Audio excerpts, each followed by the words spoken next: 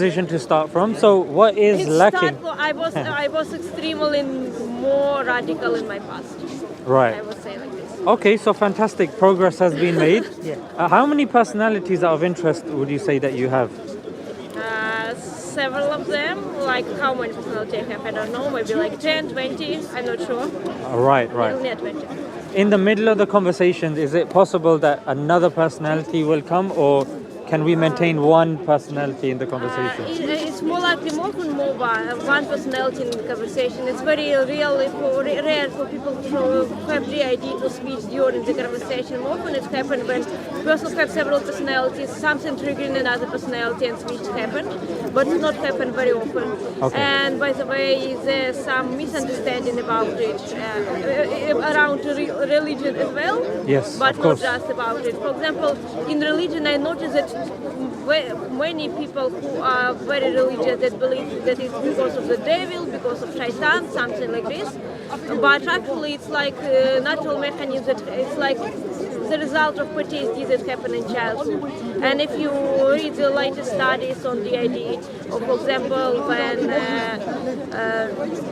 like it's not a diversity, it's not something supernatural, because some child experienced trauma in childhood, and after that the child couldn't manage with it. When you experience something scary, you could forget about it for a moment. Like it will be difficult to you to remember this trauma in this moment in the future. Yeah. But there's one study that I would recommend you to take some time and look into. It's a study by somebody called Justin Barrett. So what Justin Barrett did, I think it was over a few years. He looked over, I think, about 20 countries, over 20 countries. He analyzed over a good few years about the belief in God of people when they are young. And he concluded that we are born with an innate disposition of believing in a God. So this is something that's ingrained within us, irrespective of our experiences. So let's just say, even if a person was like Mowgli or Tarzan in a jungle, it is more likely that they would conclude that there is a creator. I absolutely agree with that, because not all people, but most people really used to believe in something supernatural. Some people like in one God, some people what you would say, like some people are mushriks, you would say in Islam, But it's really, I only know a couple of cases when people was from religious family but couldn't understand really how to believe. And actually it's neurodivergent people as well, it's some autistic people that I know. Right. I'm autistic as well, but I'm not like this. I have a very, very bad experience with because I was very religious fundamentalist first in Christianity and Islam, and now I try to be very careful not to go there again. Anyway, I'm more skeptical. But anyway, I noticed that many people really used to believe in something supernatural. And moreover, I came from post-Soviet Union countries, and I noticed that even in Soviet Union there was propaganda of atheism, and people was pushed into atheism. But as soon as Soviet Union collapsed, many people became religious. Especially what not working, it's prohibited people to believe. Actually, I don't know why in some countries like France they continue to do it, or like China, it's only because of protests. Yeah. So out of interest, you said there were certain aspects of Islam that are not 100%. What are those bits that are stopping you from reaching that 100% certainty of Islam?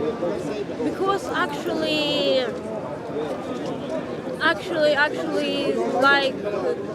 I don't have if you're speaking about 100% certainty in everything, I couldn't be 100% certain that I'm not now dreaming. It's everything that I'm seeing and hear, I take for belief, And so I couldn't say for sure 100% that I'm not dreaming, for example, I'm not sleeping, the world is real, like I said. How to prove that you live not living in the matrix? How to prove that God exists?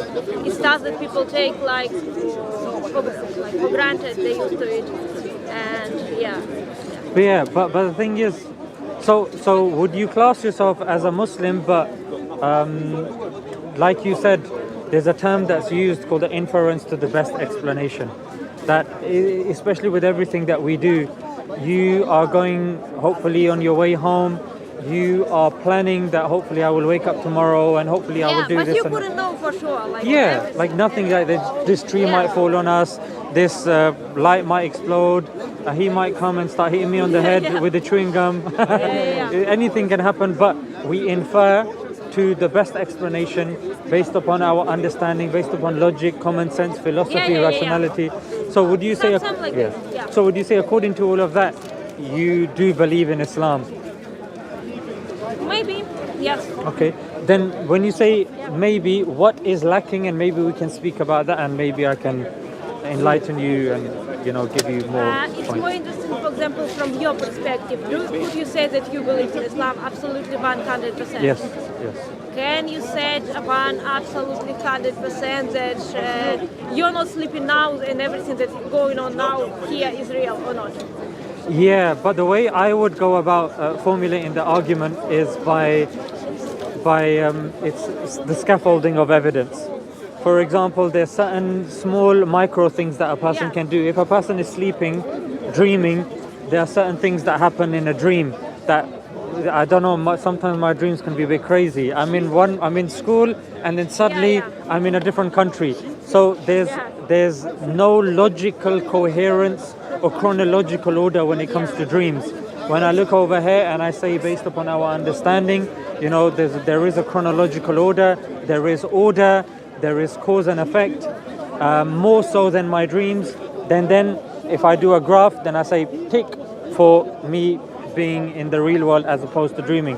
Another aspect, if I go like this in my dreams, if I look at my hand, Five fingers. Yeah. five I checked fingers, it as well. but even the details within our fingers, Yes. the lines that are there, in our dream, we tend not to see details. Yeah. And in real life, we not only see details, we experience things more authentically and more in line with scientific process. So science is obviously an understanding of the material and physical world, and our understanding is more in line with archaeology, science, philosophy. However, when it comes to dreams, there's too many illogical things that happen. One But day, in dream you believe that it's logical and you believe that it's real. So your but there's but here's the other thing as well. When it comes to the dreams, there's a specific form of dream called lucid dreaming as well, isn't it? Yeah. So lucid dreaming is when you are dreaming but you know you're not dreaming, and creatives sometimes use that to create ideas when they have very little resources, so they can create and they can do all sorts. My friend used to say he was conscious that he was dreaming, and he would explore and he would do all sorts of things, but he knew he was dreaming. There were certain things there that would indicate that he was dreaming. So there are those sorts of things, especially when we look at lucid dreams, specific type of dream. And there's others, you got out of body experience and the likes, even sleep paralysis. That there's an element of dreaming, but there's an element of pain as well. And inconsistencies. Just because you believe something, that thing that you believe in your dream doesn't necessarily get tested scientifically, archaeologically, rationally. You may believe it, but the only way for you to determine if it's correct is if there is an objective way of measuring it in your dream. Yeah. But that can't be done.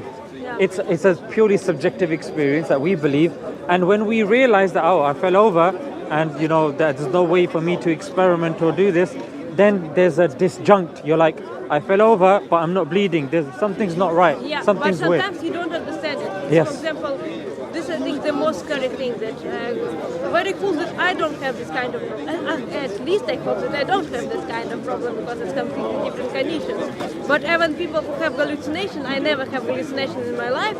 Or for example, who drunk and have some weird ideas because of that, they believe that it's real. Yes. So this is why maybe I couldn't be 100% sure that this tree is real, actually. Because things happened, and I know that some people experience this kind of thing. This is why I'm saying that for me it's very difficult to understand belief on 100%, despite that I knew that in Islam you need to have it.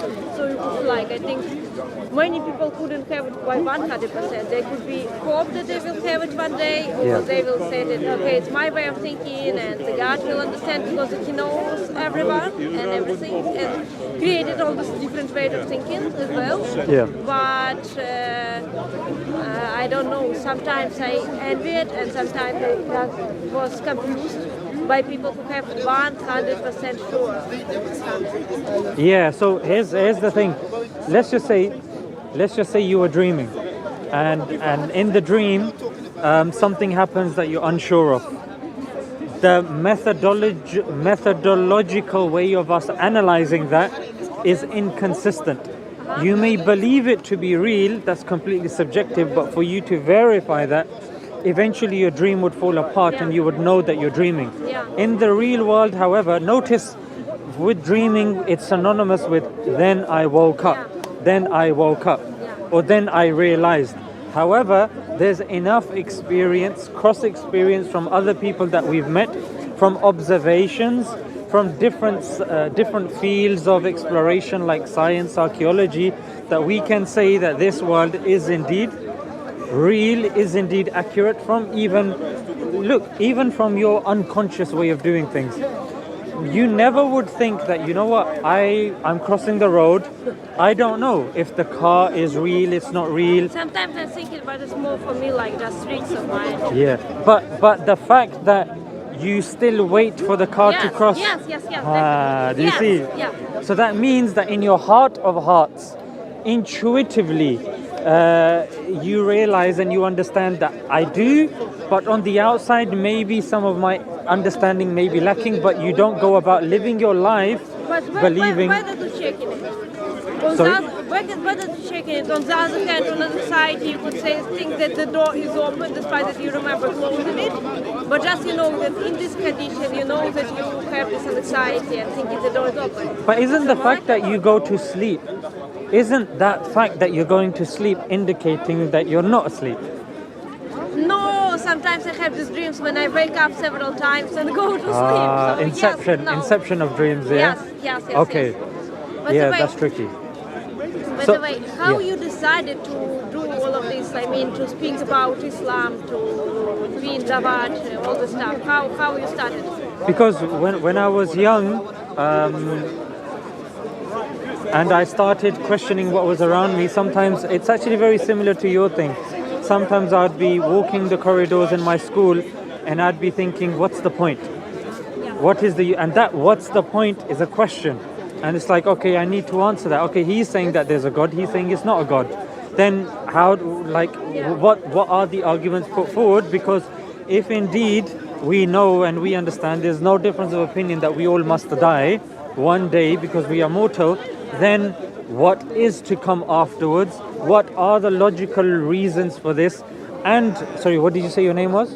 Ayman. And the thing, Ayman, was that I noticed that there were so many people that they were sad. They were not experiencing their life properly. And once upon a time, you realize when you're going through something without God, you realize that, you know what, without good and bad, right and wrong, we are directionless. Yeah, we have no one. You could be in a simulation, you could be a brain in a vat, you could be programmed, your consciousness could be done, and all of this sort of thing, although on the face of it, in our heart of hearts, we know it doesn't make sense. However, on the surface, somehow a wire's been tripped in our head that we believe whenever religion gets taught, we believe, you know what, maybe religion is like this. No one like this crosses the road, jumping in front of cars, playing with knives, playing with fire.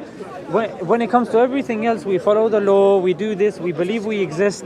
So when it came to all of these things, I was like, if there's heaven and hell, then surely I need to look into this.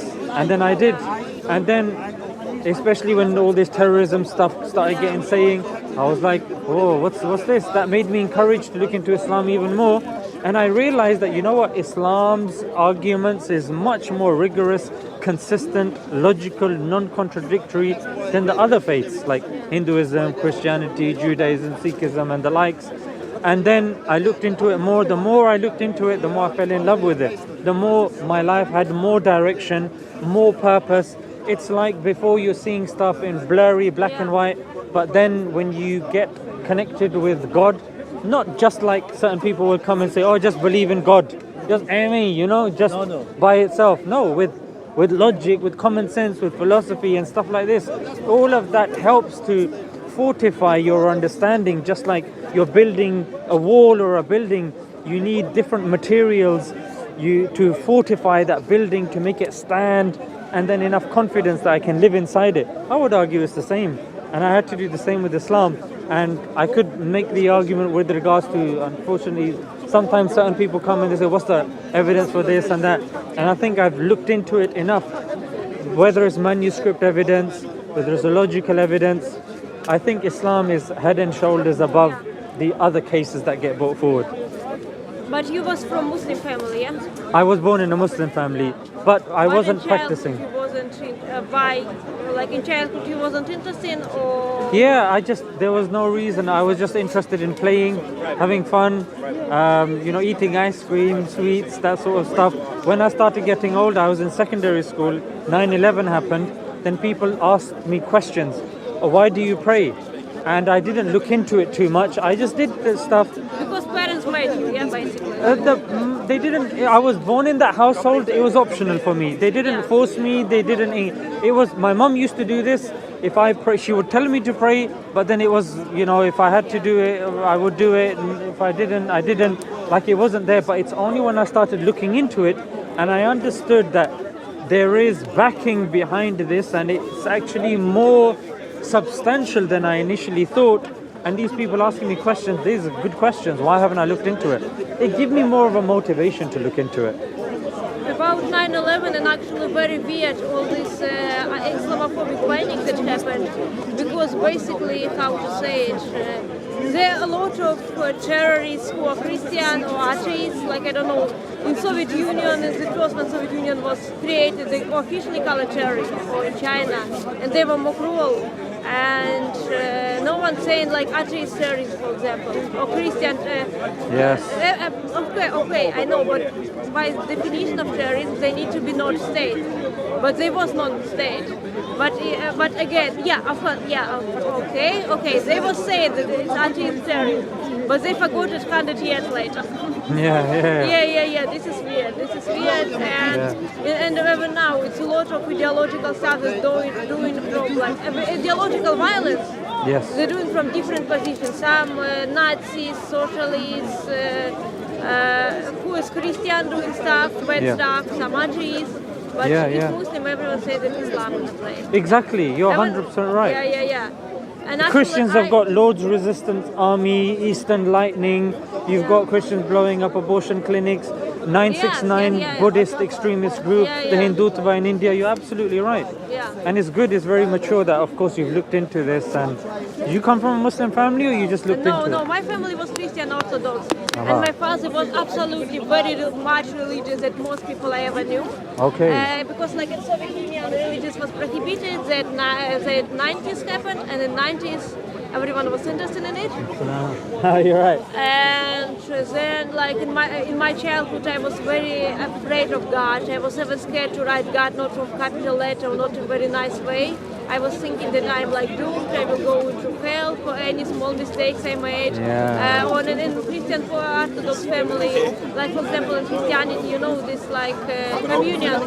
Sometimes, you need to go to church, but because they need to fast, and I have low blood pressure, and sometimes when I was almost fainting, my father was saying that it's because of the devil.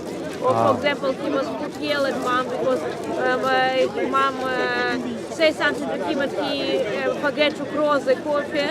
So I was in family that I have to, when I was very young, I have to think about religion. At the same time, his parents was atheists, so like I was a little bit in between.